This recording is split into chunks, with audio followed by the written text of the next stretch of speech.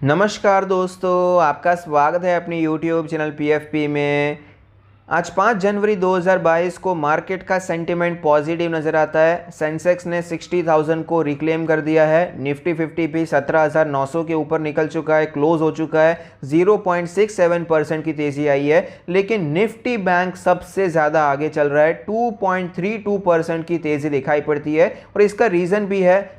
स्वाभाविक सी बात है, एफआईआई जब माल बेच रहे थे, बैंकिंग स्टॉक में ज़्यादा बेच रहे थे, तो बैंक निफ्टी ने अंडर परफॉर्म किया था। अब यहाँ पर एफआईआई वापस माल खरीद रहे हैं तो बैंक निफ्टी आपको आउट परफॉर्म करता हुआ नजर आता है। निफ्टी मिड कैप के बारे में बात करें तो 0.15% की तेजी है। मिड कैप और स्मॉल कैप फिलहाल 2-3 दिन से शांत हो चुके हैं। जैसे ही लार्ज कैप परफॉर्म कर रहे हैं, मिड कैप और स्मॉल कैप में एक्शन कम हो चुका है, इसीलिए एडी रेशियो आपको ठीक ठाक नजर आता है। कमोडिटी के बारे में बात करें तो क्रूड ऑयल स्लाइटली नीचे चल रहा है। नेचुरल गैस में 1.2% की तेजी है। गोल्ड और सिल्वर भी ऑलमोस्ट फ्लैट ट्रेड करते हुए नजर आते हैं। करेंसी मार्केट के बारे में बात करें तो रुपी आपको स्ट्रांग होता हुआ नजर आया। ऑलरेडी ये कुछ 77 के लेवल से ऑलमोस्ट 74 तक आ चुका है, तो अच्छी बात है, रुपी हमारा स्ट्रांग हो रहा है। ग्लोबल इंडाइसेस के बारे में बात करें तो ग्लोबली भी मार्केट हमें स्ट्रांग नजर आती है। निफ्टी के इंट्राडे चार्ट पर हमें क्लियरली पता चलता है कि शुरुआत में थोड़ा सा कंफ्यूजन देखने को मिला, क्योंकि आईटी सेक्टर नीचे जा रहा था, बैंकिंग सेक्टर ऊपर जा रहा था, लेकिन बैंकिंग ने जोर लगाया, बैंकिंग सेक्टर आपको ऊपर जाता हुआ नजर आया, तो निफ्टी में भी आपको एक अच्छी रैली देखने को मिली और ऑलमोस्ट हाई के आसपास ही आपको क्लोजिंग भी देखने को मिलती है, तो स्ट्रॉन्ग डे देखने को मिला। डेली चार्ट के बारे में बात करें तो आप देख पाएंगे, डेली चार्ट पर हमें नजर आता है जो कंसोलिडेशन था, ये 3 दिन का साइडवेज मूवमेंट हमें देखने को मिला। उसके बाद एक अच्छा ब्रेकआउट हुआ। साइडवेज मूवमेंट 3 दिन का हुआ था, लेकिन तेजी आपको यहाँ पर 4 दिन की देखने को मिली है। बहुत अच्छी तेजी है। 4 ही दिन में 17,300 से 17,900 के लेवल्स देखने को मिले। 600 पॉइंट की शानदार तेजी देखने को मिली। अच्छी बात है, मोमेंटम स्ट्रांग हो चुका है। RSI 65 के ऊपर निकल चुका है, लेकिन यहाँ पर एक्सपेक्टेड है और नीडेड भी है कि मार्केट को थोड़ा सा पॉज लेना चाहिए। मार्केट को बहुत गिरना चाहिए ऐसा नहीं है, मार्केट अभी स्ट्रांग हो चुका है। नीचे के लेवल पे मल्टीपल सपोर्ट्स हैं, लेकिन एक पॉज लेना चाहिए। थोड़ा सा साइडवेज मूवमेंट यहां पर एक्सपेक्टेड होता है और जरूरी भी होता है, क्योंकि 90 डिग्री में अगर कुछ भी ऊपर जाता है या फिर कुछ भी नीचे आता है तो मार्केट के लिए अच्छा नहीं है। हमने देखा अगस्त के बाद कितनी अच्छी तेजी देखने को मिली। 16,000 से मार्केट 17,000, 18,000, 18,500 पहुंच गया था। बहुत भयंकर तेजी शॉर्ट पीरियड में आ गई थी। तो उसके बाद देखिए गिरावट भी कुछ इसी प्रकार की देखने को मिली। वॉलेटिलिटी कितनी ज्यादा बढ़ चुकी थी, स्टॉक्स कितने ज्यादा नीचे आते हुए नजर आए, तो इसीलिए बीच में एक पॉज आता है तो मार्केट के लिए, सबके लिए एक बेहतर सिचुएशन होती है। तो फिलहाल यहाँ पर टेक्निकली भी बात करें तो 18,000 का लेवल एक रेजिस्टेंस बना हुआ है। ऑप्शंस डेटा के हिसाब से ऑलरेडी 2-3 दिन से मार्केट थोड़ा सा ओवर बॉटी चल रहा है। जो पीसीआर होता है 1.3 चल रहा था, 1.5, 1.6 भी हो चुका था। मंथली एक्सपायरी में तो ये काफ़ी ज़्यादा 1.7 तक भी आपको पहुंचता हुआ नजर आया। तो ऑप्शंस डेटा भी यही सजेस्ट कर रहा है कि थोड़ा सा साइडवेज मूवमेंट यहाँ पर एक्सपेक्ट करना चाहिए। और जिस प्रकार की तेज़ी देखने को मिली है, अगर यहाँ पर एक आध रेड कैंडल देखने को मिलती है तो उसमें ज़्यादा कोई ताज्जुब की बात नहीं है। मोमेंटम स्ट्रांग है, लेकिन स्लाइटली अगर गिरावट होती है, 100-200 पॉइंट नीचे आता है या फिर एक छोटी सी डोजी कैंडल आपको नजर आती है, तो वह मार्केट के लिए एक पॉज है। इसका मतलब यह बिल्कुल भी नहीं है कि वापस हमें भीषण गिरावट देखने को मिलेगी। एक और इंटरेस्टिंग चीज़ मैं आपके साथ शेयर करना चाहूँगा, टेलीग्राम पर भी मैंने शेयर किया था कि जब आप ट्रेडिंग करते हैं तो बहुत सी सिचुएशन का आपका सामना करना पड़ता है। तो जब आप ट्रेडिंग और इन्वेस्टमेंट ऑफकोर्स दोनों करते हैं तो वहाँ पर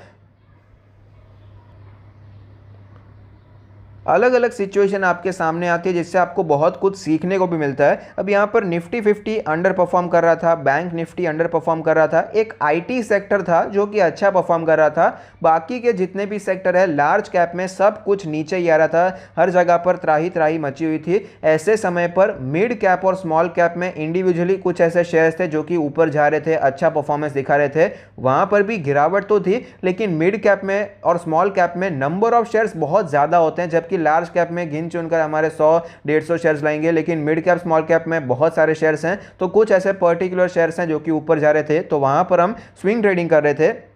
और लार्ज कैप में इन्वेस्ट करते जा रहे थे। जो हमारी ब्लू चिप कंपनीज हैं, एचडीएफसी बैंक है, एचडीएफसी है, रिलायंस है, उनके नाम आपको पता ही होगा, तो वहां पर हम इन्वेस्ट करते जा रहे हैं। अब फिलहाल 2-3 दिन से लार्ज कैप में परफॉर्मेंस बढ़ गया है और मिड कैप स्मॉल कैप आपको अंडर परफॉर्म करता हुआ नजर आता है। तो जो ट्रेडिंग्स हमने लिए थे, अब वो ट्रेड्स आपको ज्यादा परफॉर्म करते हुए नजर नहीं आते। जो हमने इन्वेस्टमेंट किए थे वो इन्वेस्टमेंट बहुत ज्यादा अच्छा परफॉर्म कर रहा है। और सिमिलर सिचुएशन मैंने अगस्त में भी फेस की थी। जून और जुलाई में निफ्टी 50 एक रेंज में था, लेकिन अगर आपने मार्केट को क्लोजली ऑब्जर्व किया होगा तो आपको पता होगा कि भले ही निफ्टी 500 पॉइंट की रेंज में था, लेकिन इंडिविजुअली ऐसे कई सारे शेयर्स थे जो कि 15-20% भी नीचे आ चुके थे। तो लार्ज कैप में इन्वेस्टमेंट का अच्छा मौका था और मिड कैप स्मॉल कैप तब अच्छा परफॉर्म कर रहे थे, वहां पर हम ट्रेड कर रहे थे और बहुत अच्छा पैसा वहां पर हमें मिला भी, अच्छा प्रॉफिट भी हुआ। लेकिन जैसे ही ये 16,000 का ब्रेकआउट देखने को मिला, मिड कैप स्मॉल कैप आपको साइडवेज होते हुए नजर आए, कुछ नीचे आते हुए नजर आए और जो हमने इन्वेस्टमेंट किया वो तेजी से आपको ऊपर जाता हुआ नजर आया। तो कुछ टाइम ऐसा आपको देखने को मिलता है कि निफ्टी ऊपर जा रहा है। आप देखेंगे निफ्टी तो ऊपर जा रहा है, मार्केट में इतनी तेजी है, 2-3% मार्केट ऊपर चला गया, लेकिन आपके ट्रेडिंग पोर्टफोलियो में वो चीज आपको देखने को नहीं मिली। तो इससे आपको निराश नहीं होना चाहिए, ये शिफ्ट आपको देखने को मिलता है।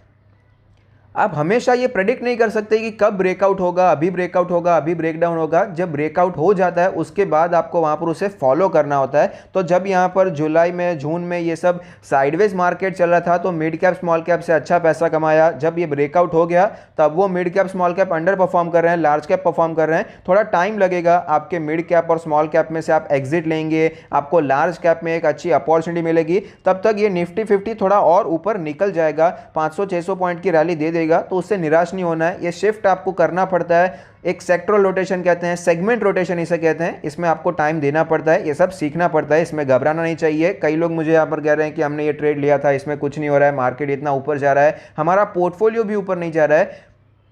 पिछले 1-2 साल में सबने मिड कैप स्मॉल कैप में ज़्यादा खरीदारी की है, तो निफ्टी अभी 2-3% ऊपर गया, लेकिन उनका पोर्टफोलियो ऊपर नहीं जा रहा है, तो भी वहाँ पर टेंशन हो रहा है। तो ये टेंशन वाली बात नहीं होती है, ये सेगमेंट रोटेशन मार्केट में बहुत ही ज़्यादा कॉमन होता है। न्यूज़ के बारे में बात करते हैं तो अडानी ने की कोल टेंडर को विन कर लिया है as India acts to avoid energy crisis. तो अडानी के लिए अच्छी बात है, अडानी एंटरप्राइजेस के लिए अच्छी बात है। यू कम्युनिकेशन और Bharti Airtel form joint venture to offer satellite broadband services in India. तो अच्छी बात है, भारतीय एयरटेल का फ्यूचर अभी फिलहाल काफ़ी ज़्यादा ब्राइट नजर आता है। वर्धमान टेक्सटाइल्स अभी स्टॉक स्प्लिट को कंसिडर करने वाला है ऑन जनवरी 22, तो अच्छी बात है, यहाँ पर स्टॉक स्प्लिट देखने को मिल सकता है। SBI not to levy service charge on online IMPS transactions up to ₹2 lakh. ये पहले शायद 2 लाख का था, ये 5 लाख हो चुका है। तो अच्छी बात है, जो डिजिटल ट्रांजैक्शन है उसे ये बढ़ावा देना चाहते हैं। जेएसएल ने 2000 टन स्टेनलेस स्टील सप्लाई किया है फॉर कानपुर मेट्रो प्रोजेक्ट। तो जेएसएल के लिए अच्छी बात है। प्राइवेटाइजेशन ऑफ बीपीसीएल में be push to next fiscal year. तो बीपीसीएल का प्राइवेटाइजेशन अभी आपको फिलहाल के लिए तो शिफ्ट होता हुआ नजर आता है, इस साल नहीं होगा, शायद अगले साल आपको देखने को मिल सकता है। ये प्रोसेस एक्चुअली जितना जल्दी होता है उतना ही अच्छा होता है, लेकिन हर बार इतनी जल्दबाजी करना पॉसिबल नहीं हो पाता है। प्राइवेटाइजेशन करना एक्चुअली बहुत ही ज़्यादा मुश्किल टास्क है। एयर इंडिया भी पहले एक बार नहीं हो पाता, दूसरे ट्रायल में यहाँ पर आपको प्राइवेटाइज होता हुआ नजर आया है। तो बीपीएसएल में भी ट्रायल लगेगा, टाइम लगेगा, लेकिन जितना जल्दी हो जाता है उतना ही हमारी कंट्री के लिए अच्छी बात है। और ऑफकोर्स सरकार को पैसा मिलेगा तो मार्केट में पुश कर सकते हैं, इकोनॉमी को फ्लरिश कर सकते हैं। Thank you, stay happy, happy investing.